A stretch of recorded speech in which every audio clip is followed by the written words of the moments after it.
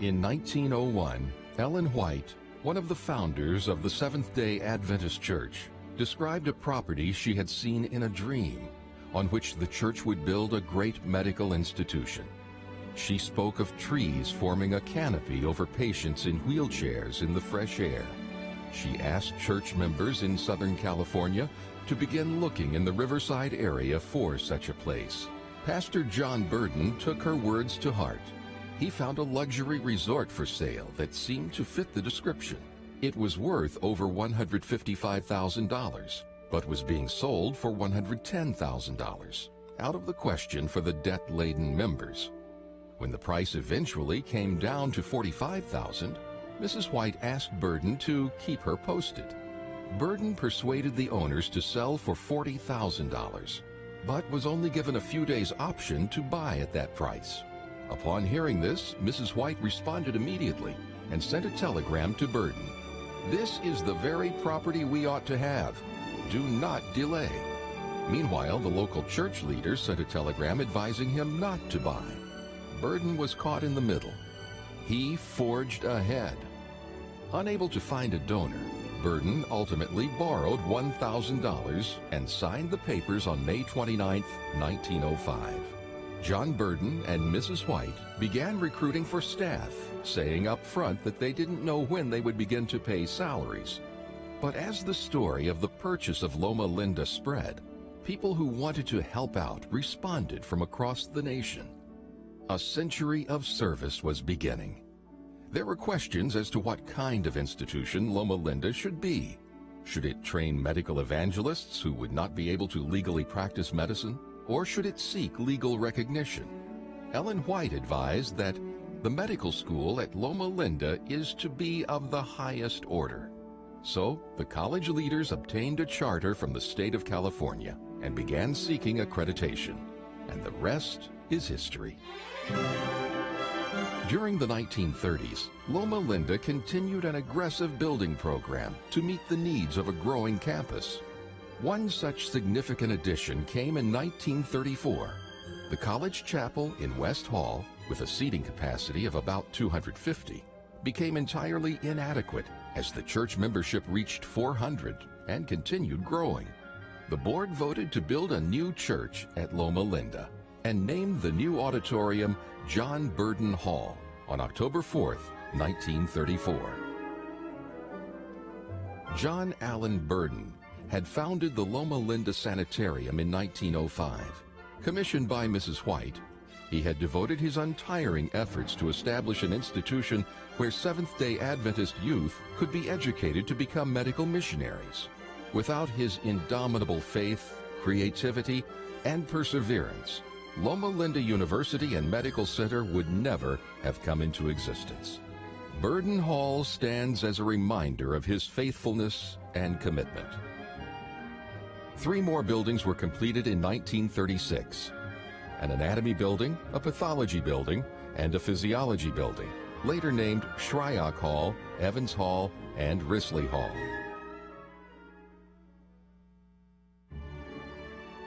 The anatomy building was built in 1936 and christened Shryock Hall in 1959. Alfred Q. Shryock was an 1899 graduate of the American Medical Missionary College in Battle Creek, Michigan, and by 1908 had established a successful family practice in Seattle. But a family vacation to Southern California in 1908 would change his life dramatically. At the time, Loma Linda's physicians were discussing the creation of a new school of medicine. Shryock visited the campus along with his wife and son. When they arrived here, the faculty told them that they felt they were working under a divine mandate to succeed, and that they were planning on starting a school of medicine at Ellen White's encouragement. Shryock was skeptical.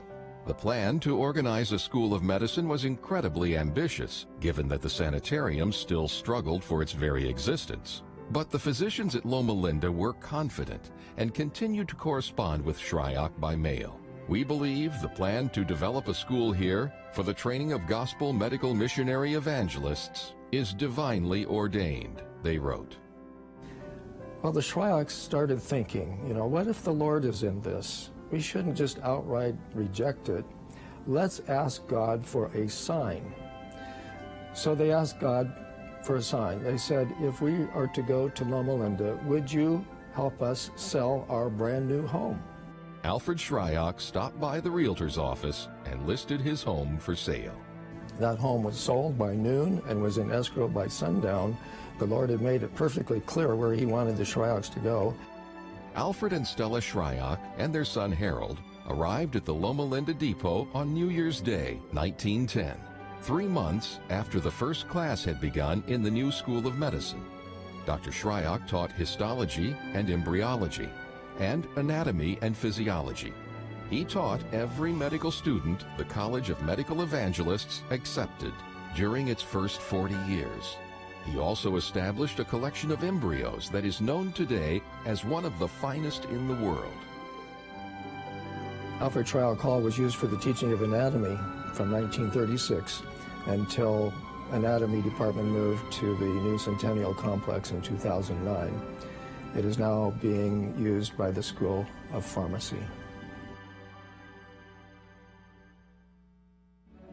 Evans Hall was constructed in 1936, and it was known as the Pathology Building until it was named in September of 1959.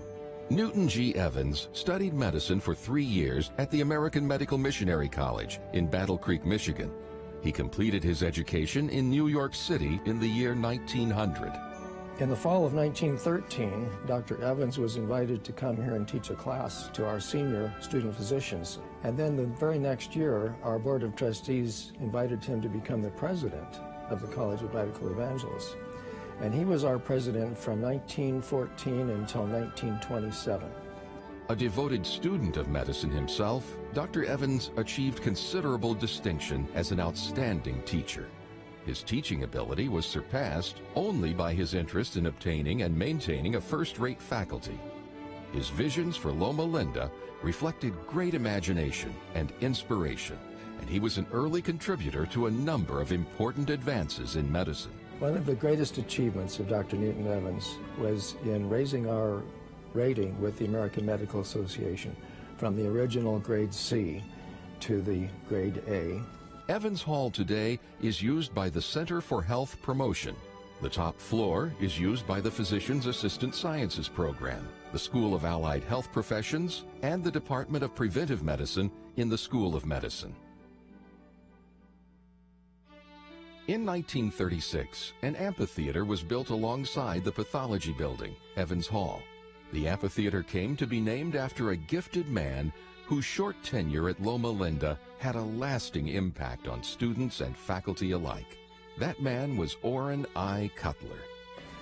Following 2 years of special pathology training at Stanford University and the University of Chicago, he joined our faculty on the Los Angeles campus for about 1 year, and then he came to Loma Linda. Orrin Cutler advanced to the position of Professor of Pathology in 1936. He was a man of exceptional genius and quickly became known as one of Loma Linda's most outstanding and capable teachers. One student described him as one of the kindest, noblest, and wisest men who ever stood before a class of students. He was one who sacrificed the financial advantages offered by the world that he might serve others. But his giftedness would only grace Loma Linda's campus for a short time. Unfortunately, he died in 1939 at the age of 40, 3 days after an automobile accident in Claremont, California. Cutler's last words to the class of 1942 had special significance in light of his untimely and tragic death. When you fellows get out away from here, don't forget some of the things the school stands for. Our rewards are in what you do and are. On September 28, 1944, the College of Medical Evangelists named the auditorium in the Pathology Building Orrin Cutler Hall. Classes continue in the Cutler Hall Amphitheater to this day, a testament to Professor Cutler's legacy.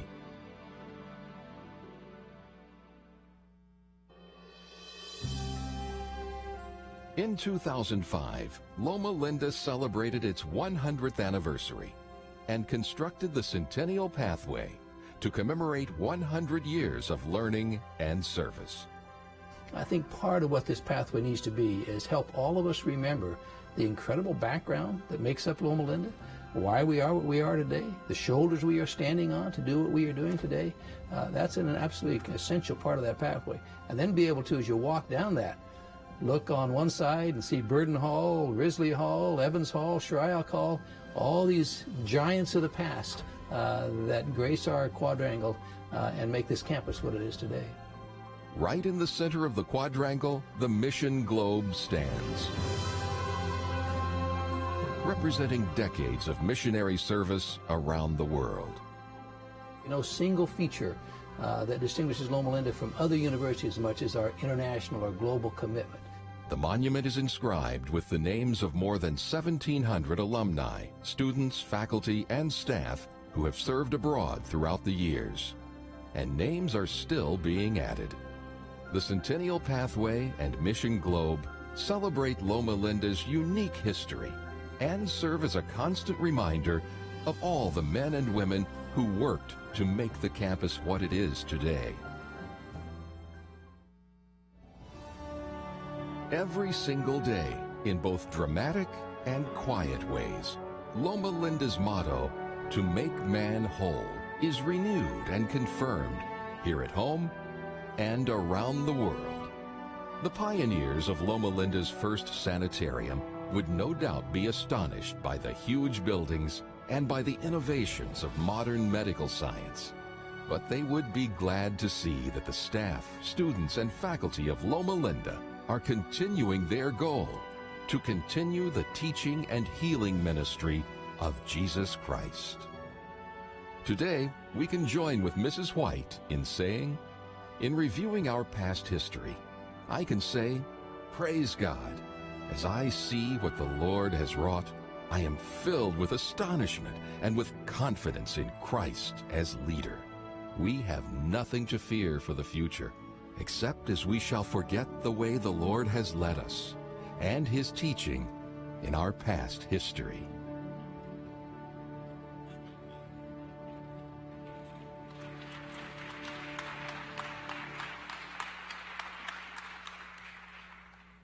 Indeed, that is an incredible history, and one that we always build on here at Loma Linda. I've invited several of my colleagues to come up and share with me a little bit some of that history. Dr. Roger Hadley has been part of our leadership and clinical team here at Loma Linda for 35 years. 30? Okay. Recently retired, stepped down as Dean of our School of Medicine after 16 years. Dr. Tammy Thomas, considerably younger, has been emergency medicine doctor and vice dean of the School of Medicine for the last 10 years or so, and has stepped in as dean.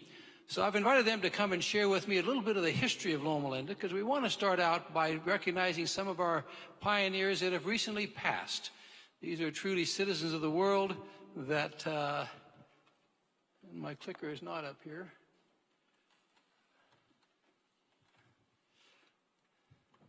That many of you will know, and that's why we thought it would be appropriate to pause for just a moment and recognize some of the history of Loma Linda.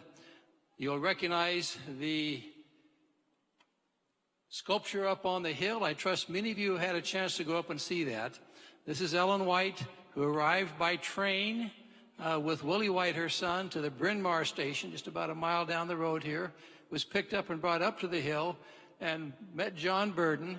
And that's where she said the famous words, "This is the very place."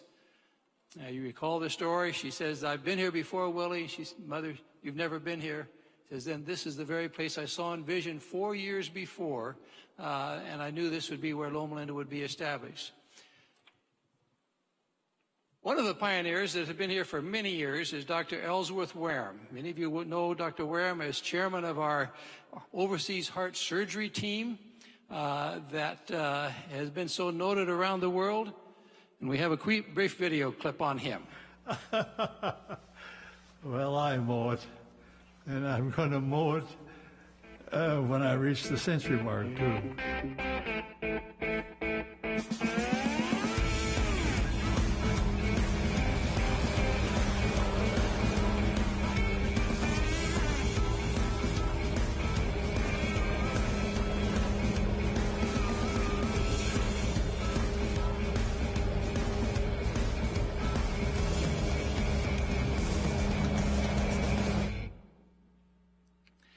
That video was taken, I think, about 2 years ago when Dr. Wareham was 102 years old.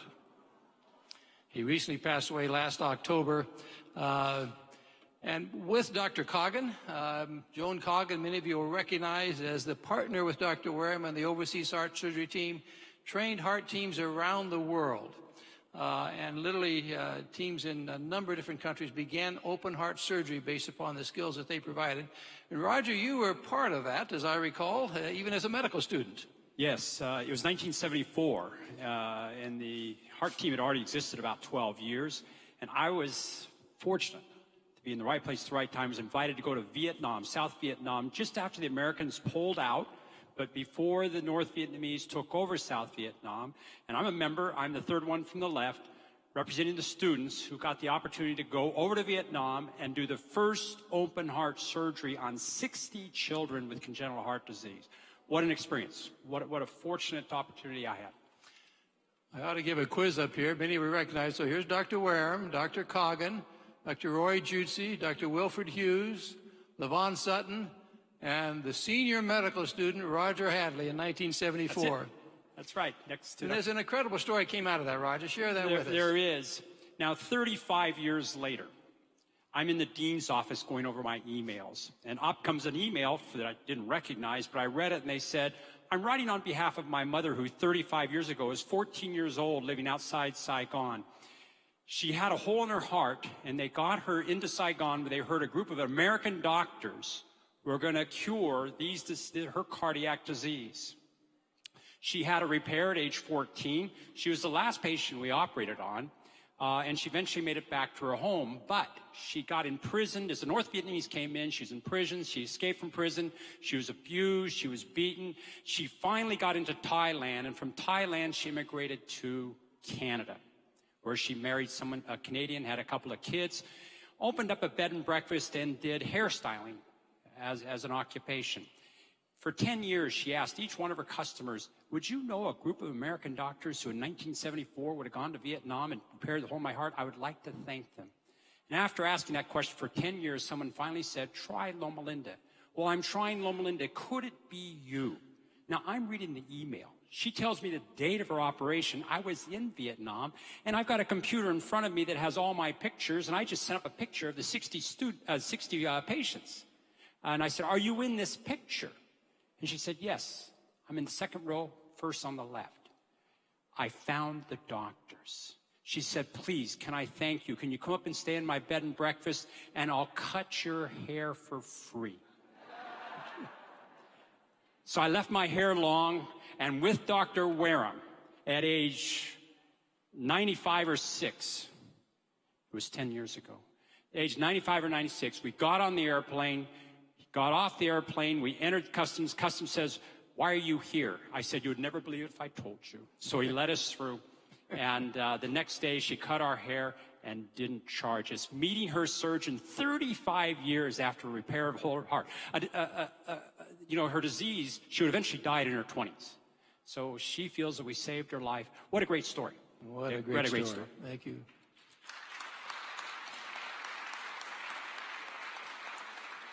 Another pioneer we just lost is Dr. James Slater. Dr. Slater came to Loma Linda as a high school physics teacher from Utah and was teaching in Fontana next door. Decided he had greater aspirations in mind, decided to take medicine, came through Loma Linda School of Medicine, and had a dream in his mind about a type of radiation therapy that would not damage the surrounding tissue. And you all know the story. He invented, created, and helped to design the first proton treatment center in the world, which for a number of years was the only one in the world, and became a typical, excellent example of what Loma Linda was all about. And that's Dr. James Slater, passed away last November, I believe it was, that Dr. Slater died. And the final one we want to recognize today is Dr. Leonard Bailey, passed away just about a month and a half ago. Dr. Leonard Bailey, in 1984, performed the operation we came to know as Baby Fay. And Baby Fay was when he recognized that children were dying of hypoplastic left ventricular syndrome and transplanted a baboon heart into this baby to try to save her life. This is just some of the babies that Dr. Bailey saved. I don't remember what the number is up to finally when he died. 500. 500 babies that he did infant heart transplants on during that time. And Tammy, you've had a chance to relate to many of those. What are some common characteristics of those people? It's very interesting. The baby face story happened when I was a freshman medical student, and we were going to class, and all of a sudden we had newspaper men all around trying to get special parts of the story. But I think that when you look at many of these people were my teachers, and when you look at how they impacted their life, each one of them are extremely talented and people to be admired if you look at them. But to a person, each one of these took the time to pay attention to the student and to be kind to the people around them. And I really think that's what distinguished each one of them. And we've got a video clip on Dr. Bailey's life we'd like to share with you.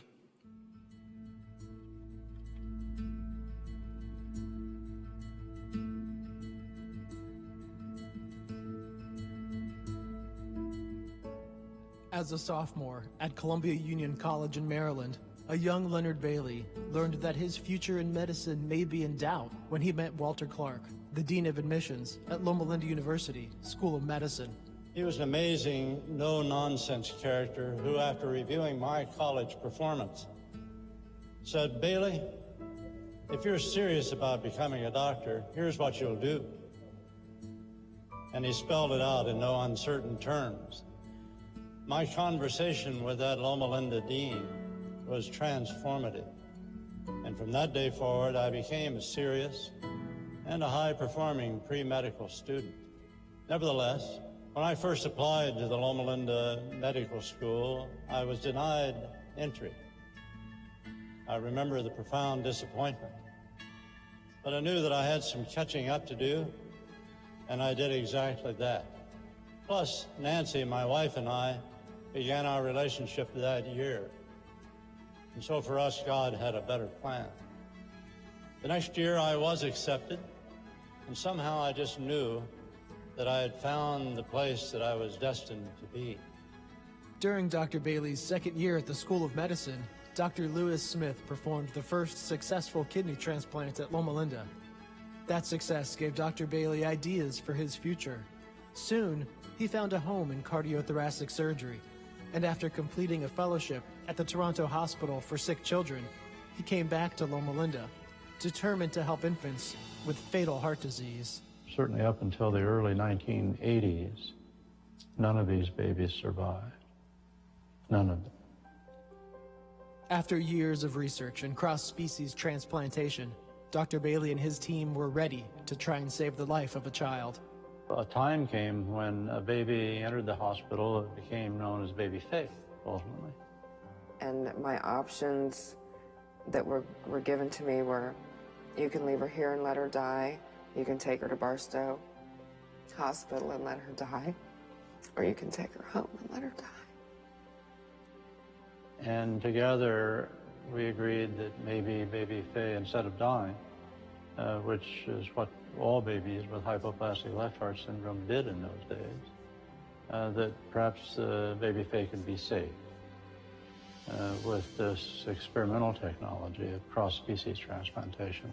On October 26, 1984, baby Faye's broken heart was transplanted. Although she only lived for 21 more days, she was the beginning of successful infant heart transplantation. It took several years for me to actually realize that she was the one who opened the door for this to take place. And I wish she could have been born down the road, but somebody at some point in time had to be first. The medical community says this is a breakthrough. And so Len became in demand to lecture, to speak at societies, at medical conferences, and so on, to help teach the technique of infant heart transplantation.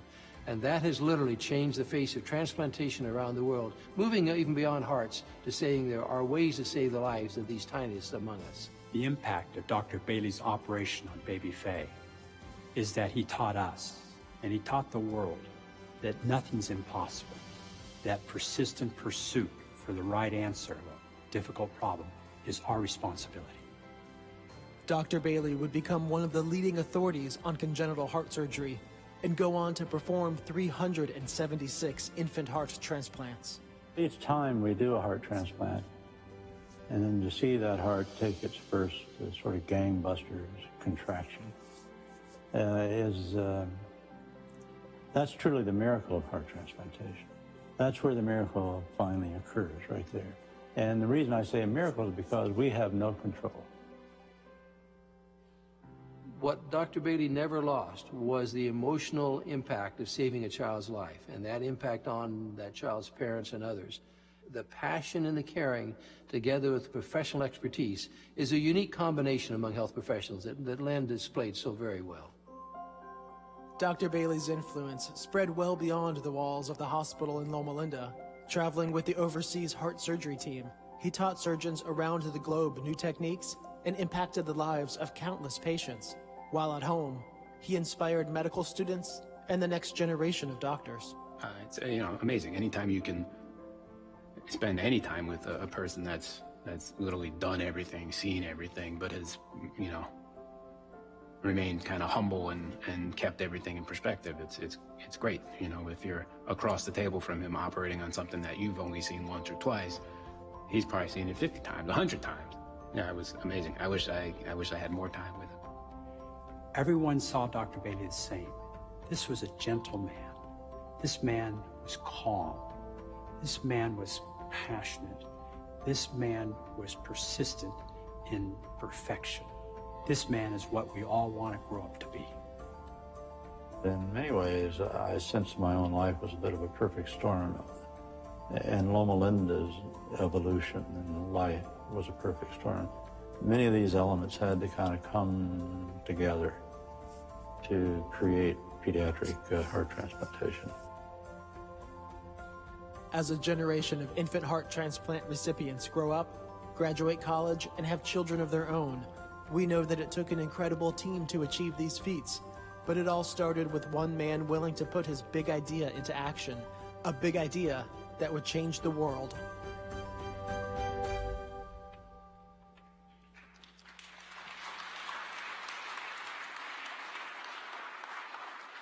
We want to recognize Dr. Bailey's significant commitment to Loma Linda and the impact it's had on our institution.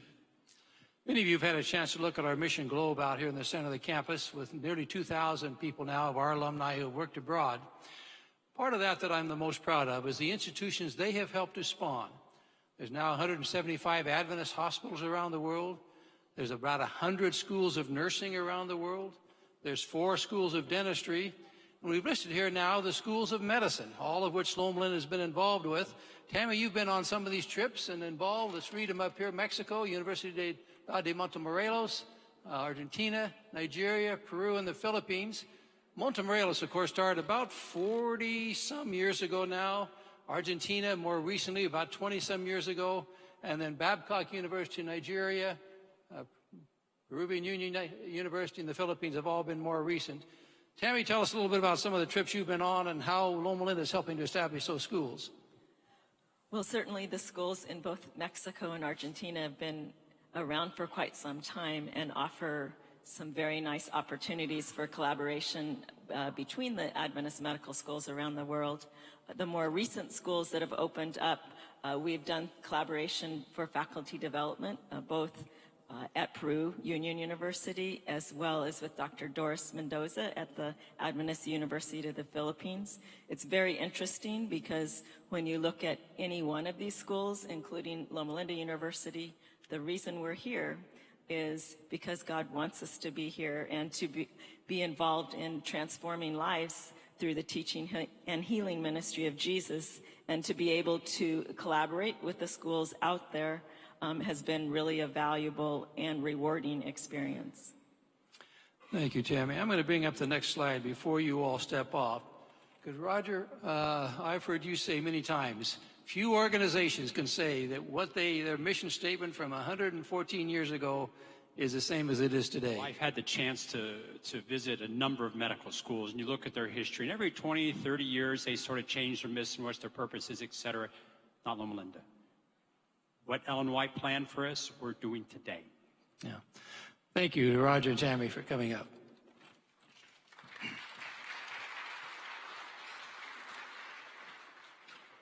I'd like to invite two of my other colleagues to come on up. This is briefly who we are. Pushing now close to 17,000 employees, 4,500 students from 82 countries, 631 residents and fellows. So in our world, a resident is a physician in specialty training. So these are physicians who have already graduated that are now in specialty training, 6 hospitals, 8 schools, 14 institutes, and around 1,000 physicians now in the Loma Linda faculty, serving more than 1.5 million people each year. That's the Loma Linda system. And I invited two of my colleagues to come up and share a bit of this with me. We'll first look at education. And we have 8 schools. Dr. Ron Carter is our provost and executive vice president for educational affairs. And I invite you, Ron, to tell us about the schools. Good afternoon. It is a real privilege for me to represent Loma Linda University Health and to share a few moments about the 8 schools, the academic programs that we have. As Dr. Hart mentioned, the 8 schools, we are a very unique health science campus because of the fact that we have all 8 of our schools and comprehensive programs within them, and all of our schools are on the same campus, and we work very closely together between the hospital, the 6 hospitals, and the schools. And the fact that we require religion courses for all of our undergraduate and graduate students, we are unique among faith-based programs in North America and possibly the world. It really is a delight to have a close working relationship between the hospitals as our teaching, our clinical sites, because we really have all of the same goals in mind. The hospital is focused on patient success, patient care. And in the university, we're developing healthcare deliverers who are all focused on patient success and community success. So student success and community health are intricately involved. I only have 5 minutes to tell you about 8 wonderful schools. So let me go ahead and begin with the slide that's up there, and I think I'm going to advance it. And the School of Allied Health Professions is our largest school with over 57 different academic degree programs. That's, close to 60 different majors and minors all put together. Many of them, like physical therapy and physician assistant, are familiar. They're iconic for the school. Let me just read a few of the others. Radiation sciences, respiratory care, cardiac electrophysiology technology, clinical lab sciences, community science disorders, computed tomography, health informations, nuke med tech, nutrition, dietetic, rehabilitation sciences, and it goes on with a tremendous number of programs, and they're the largest school. We have about 4,500 students on campus. 25% of them approximately are undergraduate, coming in typically at the junior or senior level to finish out entry-level baccalaureate degrees and to move on. So about 75% of our students are working on master's and doctoral programs. The next school is the School of Behavior Health, and by definition of it having a new name, it's our newest school. But as far as presence on campus, they've been around a long time and are focusing on mental health and behavioral health with programs in psychology, marriage and family therapy, social work, and a number of other policy-related degrees. School of Dentistry is well known internationally for the quality work that its students do. I've been to many places around the nation where when they know I'm from Loma Linda, they'll say the graduates from the School of Dentistry are not only competent, they're artists in the way they perform their dental work. We also have one of the largest dental clinics that a dental school has in North America. So many, many individuals are served throughout the region. The School of Medicine certainly is the flagship of Loma Linda University. It's well known for its research. You've just heard some of the references to heart transplants. Certainly, there are many islands of excellence of research that we have done both translationally and clinically. But I think the world really knows Loma Linda for its whole person care, bringing together the spirituality. Within the school, there are a large number of graduate students working on basic science degrees and translational science degrees. School of Nursing is always anxious for me to remind people that they're the first school at Loma Linda, and certainly are a backbone to any healthcare organization, providing many students at the baccalaureate level. The growing program right now is going from the AS degree or the nurse degree to a BSN, and there are a number of master's and doctoral degrees and a number of international programs in nursing. And they are growing. The School of Nursing is our fastest growing school. School of Pharmacy would be technically the newest school. It's been around a number of years now. And within the Adventist community, pharmacy has less familiarity. We work with recruiters to help them understand that, yes, pharmacists very often are working in public CVS stores and drugstores, but a growing part of the profession is to become of a healthcare team in a clinic and a hospital. And Loma Linda, because of its benefit of all being together, glued together by our mission and our commitment to Jesus, we are placed in a position where interprofessional education, we can become leaders in that. And pharmacy is really an advancing degree. Public health, in a certain sense, is the heart of the healthcare message. And we look at population medicine and population growth as far as diseases.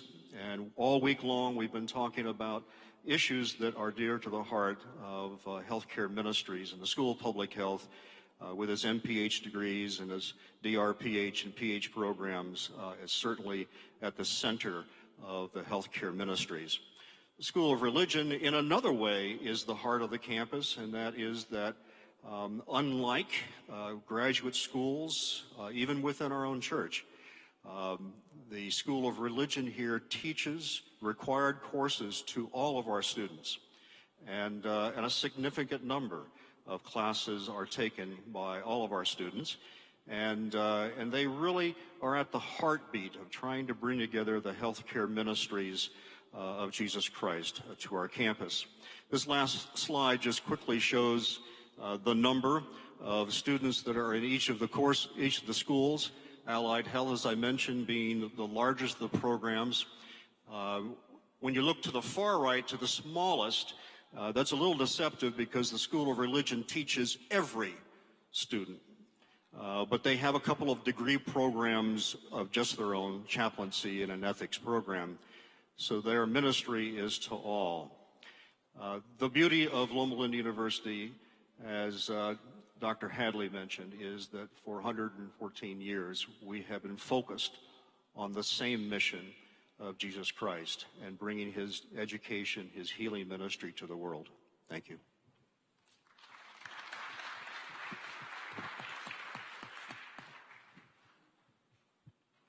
On Thursday, some of you had a chance to visit our San Bernardino campus. This is our latest venture. San Bernardino is the country's second largest bankrupt city after the city of Detroit, 3 miles north of us here in Loma Linda. And so we've been running community clinics. Students tend to do this, projects of various kinds, for over 50 years in the community. But in 1995, we were given a large clinic building at Norton Air Force Base. And then as that got outgrown, the time came we need to look at developing a new campus. And so we developed the San Bernardino campus, a place where we have a large community clinic seeing over 100,000 patient visits a year. And on the top floor is what we call the San Manuel Gateway College, a place where we enlist high school graduates to come in and go through a variety of certificate programs like medical assistant, community health workers, pharmacy tech, surgical tech, dialysis tech, and so on. What we've recognized is that a clinic is also a laboratory, is also a training grounds. And so when we built the clinic, we said we need to add in this educational component. You can't leverage a community out of poverty by healthcare alone. You also need to provide jobs, expertise. And so that's what this program is doing. On June 17, here in this room right here, we had our largest graduation of San Manuel Gateway College with 83 students and their families rejoicing and having hope for the first time in their lives about a future with a job and an income. What has also happened at the Gateway College is that we've created an educational platform which is unmatched in the world, in my view, because in the same building we have total horizontal integration among all the different medical disciplines, endocrinology, cardiology, primary care, all the different things. But we also have vertical integration between medical assistant, surgical tech students, all of our professional students from Loma Linda, medicine, dentistry, pharmacy, nursing, public health, and so on, and our residents in specialty training in their various residency programs, and faculty, all integrated, taking place in one space in that place. So we'd like to share with you a video of one of our students at San Manuel Gateway College, Adilma, telling her story. In case you don't quite pick it up from the video, she starts off by telling the story of her attempted suicide, and then leads on into her life through the San Manuel Gateway College.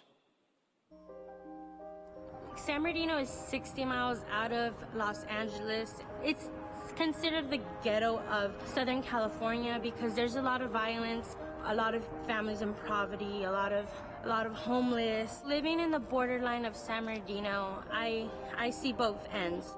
When you go to Loma Linda, it's a lot of educated people, a lot of nice houses, a lot of families that have a mom and a dad and all that. And when you go over to the other side, where it's San Bernardino, it's a lot of broken families, a lot of people struggling to make an income. So being in the middle, I get to see the bad side and the good side, and it makes me want the family, the good income, the beautiful home, and that's what my inspiration is. So I get to see what I don't want to be and what I want to be. My mom, when she got pregnant with me, it wasn't a good situation. So my grandma had this hatred towards me, and it was very hard growing up because I started believing what my grandma had told me, that I was stupid and that I was never gonna do anything in life. It started to just overcome, I couldn't deal with all the anger I had inside towards my grandma. So my only coping skill was self-harm because I didn't know any other way of dealing with the stuff that was happening to me. After I got admitted into the behavioral medical center, that's when I knew what my calling was, because I knew that I had to help somebody. I met a nurse and she really showed me that even I was going through something at that moment, that there was so much things that my life could be made of, and that nurse kind of opened the doors for me for what I want to do, and I want to be a psychiatric nurse. So it's a very unique setup here at Gateway College, where we have entry-level medical professionals like medical assistant. They're interacting then with the RNs, the residents, the attendings, as well as the medical students. So in that approach, then it's this vertical all the way from attending, resident, medical student, PA or NP student, physician assistant, nurse practitioner, nurse, LVN, MA, and MA students all interacting together. This is a time where it's not just a top-down approach to education, but it's also a bottom-up approach. So the Gateway College students really teach me how to best serve the people of this community that this clinic serves. And they do that because they come from this community, and that's something that I can't learn from anybody else. The residents are getting exposure, the attendings are getting exposure with the medical assistant students who are working in the clinics in order to provide that vertical integration. The horizontal integration is then the interprofessional work. So a clinical pharmacist, a dietitian, a behavioral health therapist are seeing and interacting with the patients as well as with the other learners. The adult who comes to see you in internal medicine who's a domestic violence victim and has children at home, that places that child 6 times more likely to be a victim of child abuse. So whether there are medical students, whether they are the MA students themselves, whether there are the attending physicians, that interprofessionalism is happening. I'm graduating from the medical assisting program. It just feels really special to be the first class and inspire other kids and other adults. I love Gateway and I love everybody here.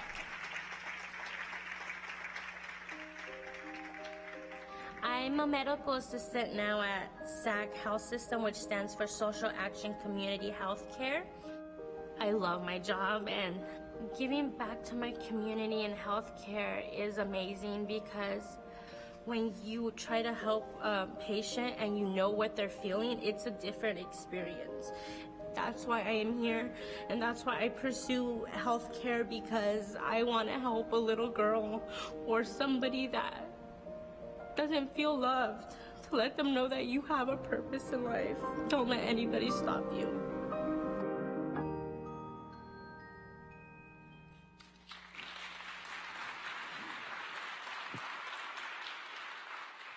It's always amazing to me to watch the various initiatives that our students come up with. I won't spend long talking about this one, but this is another one where our medical students go out and wash the feet of the homeless as a part of the ministry to the homeless, which we have under the bridges in various places around here in Southern California. They also go all over the world, and for a number of years we've had about 10% of our student body, around 400 students, spend time abroad during each year.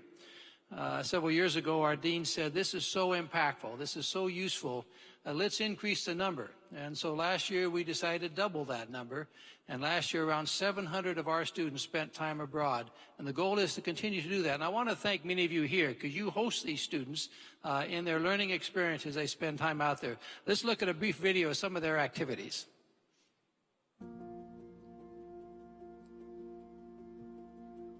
My name is Anthony Gittins, and I'm graduating from the Masters in Public Health program. My name is Nicholas Sliger. I'm graduating with my doctorate in physical therapy from Loma Linda University. My name is Owen Stagnero. I'm in nursing. My name is Ingrid Vergara, and I'm graduating from the School of Nursing. My name is Seth Gauna Ballested. I'm a physical therapy student here at Loma Linda University. One of the things that attracted me most to Loma Linda was the mission service that they do, specifically SIMS. So I always knew that I wanted to get involved in doing that type of mission work overseas. So I ended up going to Honduras. The School of Nursing has a summer mission trip to Botswana, Africa.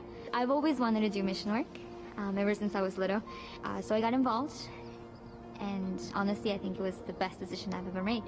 Mission learning is one of the reasons why I applied, because it gave me an opportunity to take my knowledge and apply it other places and give back to the communities that need it the most. One of the biggest reasons I chose to come to Loma Linda was the service opportunities and to serve in a way in a capacity that I have skills in. I've always loved soccer. Since I was this tall, so now I played my whole life, and it's a big part of me. So we get a group of kids together, we practice. Inside the practices, we have a health module where they learn about healthy habits. The good thing about it is that it's open to anyone from any community to come together and have a safe place to play. You see the joy in their face when they score a goal or they make a big stop. I think soccer is such a beautiful thing because we all come together for it. It's important to me that my school was mission focused because I am in the public health field, and the public health field has a lot of just mission work, whether it's locally or globally. As a nurse, I want to serve. I want to do more mission work, and it really made me realize how we share the same struggles of the day-to-day, and illnesses and sickness are the same. So it really opened my eyes. Serving, especially in the local community, helping out with CAPS, what you get from it, the experiences, what you learn from it, it's something you can apply, and it's life-changing events that you witness and that you're part of. So that's why I keep coming back. There's so much work to be done here, but then you see the kids smiling, and it makes my heart feel warm. You kind of forget all the tests the following Monday or all the responsibilities, knowing that, hey, I'm giving back, I'm applying the skills that I learned in school. I actually love the Sims trip so much that I've gone on 3 mission trips. This service has impacted me primarily because it's made me as a person more grateful. It's informed me to be a better public health professional. My favorite part about working with CAPS was definitely building meaningful relationships with the community. Being able to serve with CAPS and Sims, it was the highlight of my year. I can honestly say that. If you get the opportunity, definitely try going on a Sims trip. You know, it's life-changing. And everyone I know that was hesitant at first and then did go on it, they saw, like, you know, the difference. I feel it's been very rewarding for me, and for the life balance, I feel like it's, again, given me more than I've given it. You are able to grow and be so much more informed culturally and as a professional, because you're able to see different types of healthcare problems that exist in different parts of the world and be just a better informed healthcare professional. I grew a lot. I think it helps me get out of my comfort zone. It showed me that there's so much need, and as Loma Linda students especially, like now that we're giving the tools at this great school, now it is time to apply them and go out there and really serve like Jesus would have.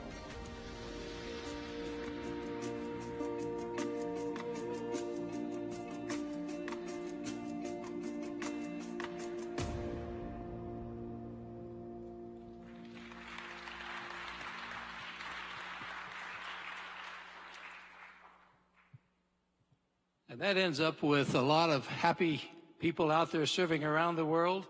One of the other things we've been working on is actually establishing global campuses of Loma Linda. We've recently done this over the last few years with Malamulo Hospital, where we have advanced training programs now in place.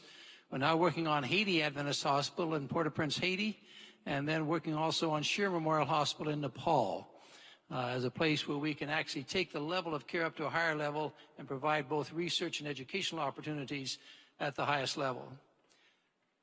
I'd now like to turn it over to Kerry Heinrich. Kerry is our Executive Vice President for Hospital Affairs and the CEO of our 6 hospitals. And he'll share a little bit about each of our current hospitals and then show some plans and designs for our big new project. Kerry? Thank you, Dr. Hart. Not infrequently, I have the opportunity to go across the street and go up to the top of that hill we call Loma Linda, which in Spanish, of course, literally translates hill beautiful. And I stand up there and I look over the campus and I look over the valley and I think to myself, what would Ellen White think if she were here today? And I fear that she might well say to me, Kerry, how come it took you 115 years to only build 6 hospitals? And I also would like the opportunity to look at her and say, well, why did you pick the very place where there are lots of earthquakes? But those earthquakes are what drive us to do some of the construction we're doing today. And I want to show you a little bit about that and talk a little bit about that in terms of our campus and what we're doing. As you can see from the slide, we have 6 hospitals. We have our university hospital, our children's hospital. I'll just simply say that is the only children's hospital in an area roughly 25% of the landmass of California. And it is the only children's hospital for 4.5 million people. We're very proud of it because it is a unique resource in this region. We have our surgical hospital, which is focused on high-tech and robotic surgery. We have our East Campus Hospital, which is orthopedics and neurosurgery. Our Behavioral Health Center Hospital, that focuses on behavioral health, which is a tremendous need in this region and in this country. The issues of mental health and substance use are dramatically impacting in a very negative way, and we have so much to give to our communities by helping in behavioral health. And then a new venture for us, about 30 miles to the south, is our Murrieta Hospital, which is our first venture into the Community Hospital Academic Medical Center Partnership. Our service area, as I mentioned, is roughly 25% of the landmass of California. We divide our geography into counties. San Bernardino County, which you are in, is the largest county in the United States by a substantial margin. And there are 4.5 million people that live in this region, and we are pleased to serve that community. You can see Our key service areas that we focus on involving this region around the Inland Empire are San Bernardino, Riverside, Moreno Valley, that region. About 4.5 million people. You can see what the median income is. Most significantly, about a third of our population are on a special program we call Medicaid Medi-Cal, which provides medical care and medical insurance coverage for those that are economically disadvantaged. Key service lines for us are our Cancer Center, our International Heart Institute, and our Rehab and Orthopedics and Neuroscience Institute. Our Cancer Center is the only dedicated cancer center in this region, focusing on all aspects of cancer care. Dr. Hart mentioned our proton therapy program. That was the first hospital-based, clinically based proton therapy system in the world. And we have treated thousands and thousands of patients with that unique form of radiation therapy we call proton therapy, which has made such a difference in the lives of so many patients. Our International Heart Institute, you saw the video on Dr. Bailey and infant heart transplantation. That is a tremendous legacy for this institution and for the difference that it has made in the furtherance of science across the world. Our Orthopedics and Rehab Neurosciences Institute, I wish I had time to show you some of the remarkable technological advancements that are happening. We have a robotic exoskeleton that teaches those that have spinal injuries and stroke, the effects of stroke, helps them to learn to walk. And to watch the look on a patient's face for the first time in a robotic suit when they take their first step, when they've been wheelchair bound, is an amazing experience to watch.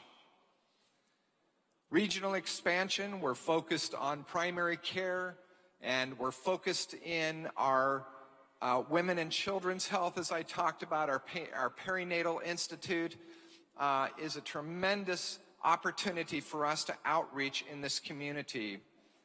Our new hospital, the entire 5th floor, the largest unit in the hospital, will be dedicated to obstetrical services. And there's a wonderful story between Loma Linda and the partnership we have with the San Manuel Band of Mission Indians, where 100 years ago, one of our physicians, years and years ago, one of our physicians went and served in that community, helped when no one else would, and now there is a special relationship between Loma Linda and the San Manuel Band of Mission Indians that has helped to fund the 5th floor for obstetrical services in our new hospital. Our primary care expansion, you can see we've expanded out to Beaumont Banning. We've also opened a clinic for pediatric services and a SACS clinic. You saw a video on that in the Palm Springs region, about 60 miles to the east of us. This is our new hospital. You've been on this campus almost a week. You can't miss that building and what we're doing and the significance of that building. At the end of this video, I'm going to show you, at the end of this, I'm going to show you a very, very fun video that shows you the development and the growth and the construction progress on that structure. Why are we doing it? Not because we decided it'd be nice to build a new hospital. We're doing it because we had to. Our choices were either build an entirely new hospital or close our doors. That wasn't a tough decision, but it has been a challenge over the last 6 years, really almost 10 years, to get through the process of approvals, of the design, and ultimately the construction phase of this project. Interestingly enough, it will be slightly smaller in beds. That reflects a change of practice in the United States on inpatient versus outpatient services.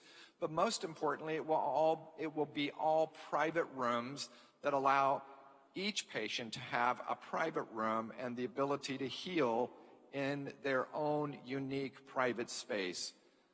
That we think is so important to the healing process.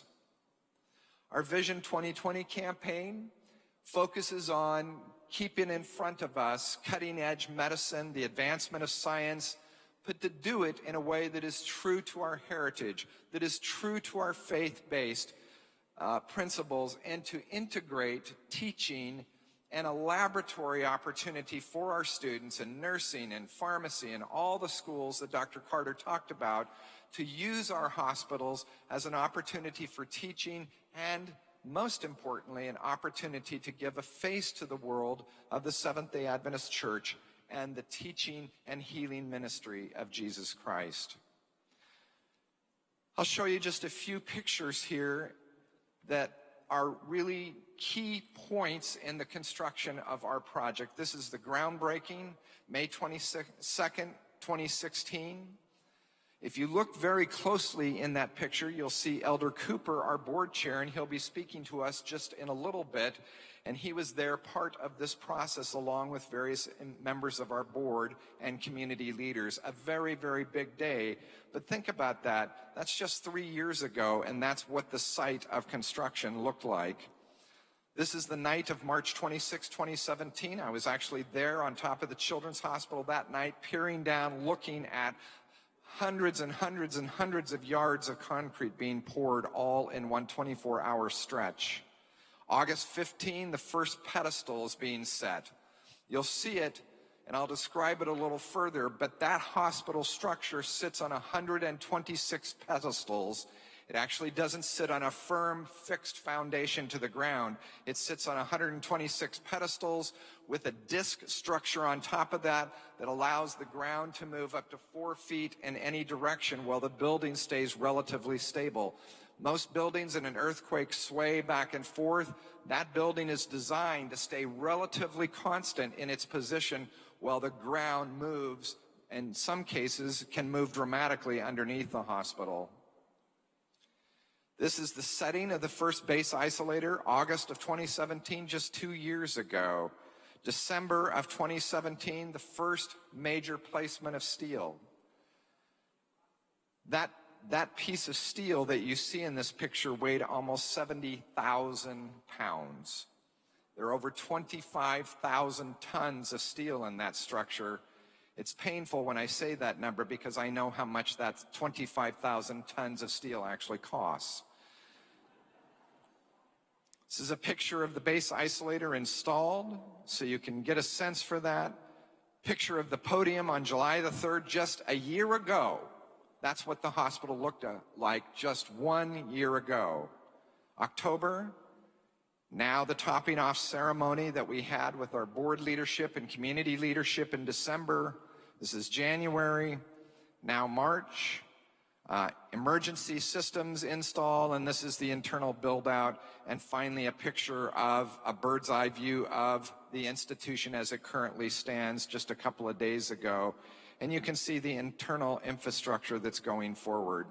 Now I want to show you a fun video, and this is the first time it's been shown in public, and I asked our teams to take and create time-lapse photography so you can see what it looks like from start to today in the construction of our hospital.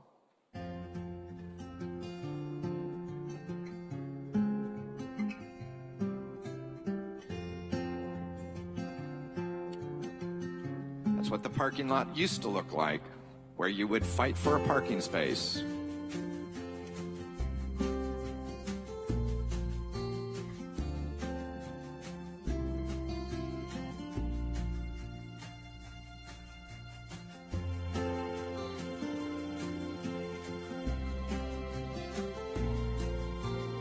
That's not where the hospital is going. That's the prep for the hospital across the street.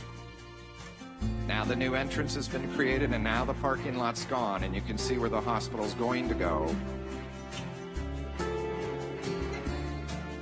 You can see the dramatic impact of too much caffeine in your life.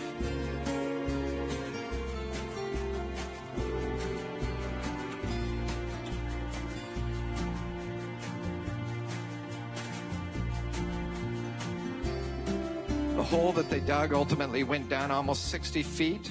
Remarkably, there were no rocks. That's because this area sits in sort of an alluvial fan area, a lot of sediment, but I was astounded that there were no rocks effectively that came out of that 60-foot deep hole. Interestingly, and I was most worried about this, would they find any remains from Native Americans? That would have had a substantial impact on the progress of our site had that been discovered. Now you can see the foundation has been partially poured. Shortly now, you'll see the entire foundation that's about 5 feet thick of concrete.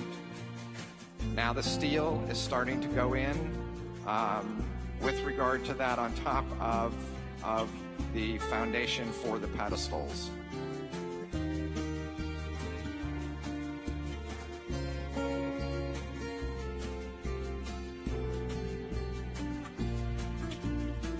Now you can see the pedestals starting to be set. That's what the building actually sits on. You can actually drive a vehicle underneath the hospital.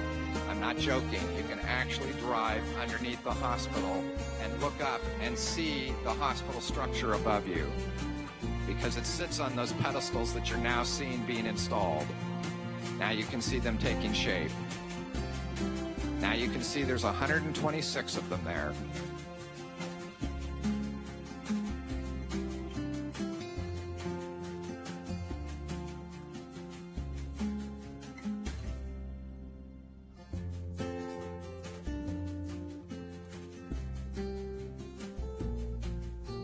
First steel being set.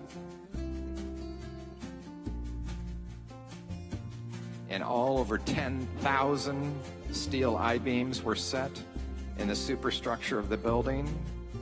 It was put up in 4 quadrants. So you can see that steel superstructure now going up.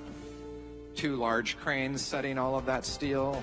The crane on the left, one of the largest cranes in the world in terms of its lifting capacity, because it had to lift members that were as much as 70,000 pounds in weight and lean over and lift and place that steel.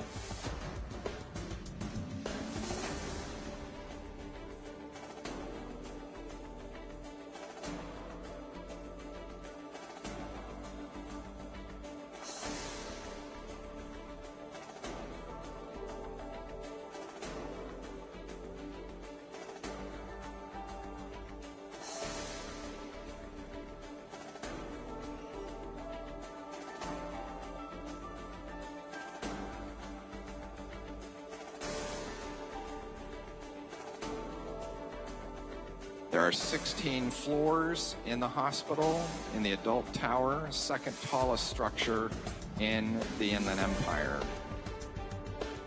I like this video because you think we always have blue sky, but we don't. Sometimes we actually have dark clouds. Now you can see the superstructure almost completed and the helipad going into place.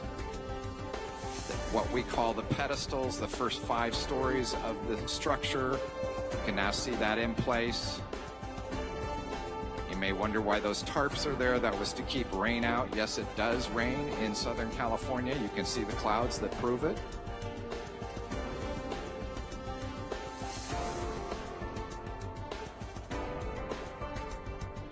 And there goes the glass. Behind the adult tower is the children's tower. You can see all of the glasses on that. The colored glass that you see on the west-facing and east-facing sides of that building is called dichroic glass. It's designed to reflect the natural light. So that's how you build 1 million square feet in just about 5 minutes. And we hope you will enjoy, as you walk around and tour, our commitment to maintaining the teaching and healing ministry of Jesus Christ. Thank you.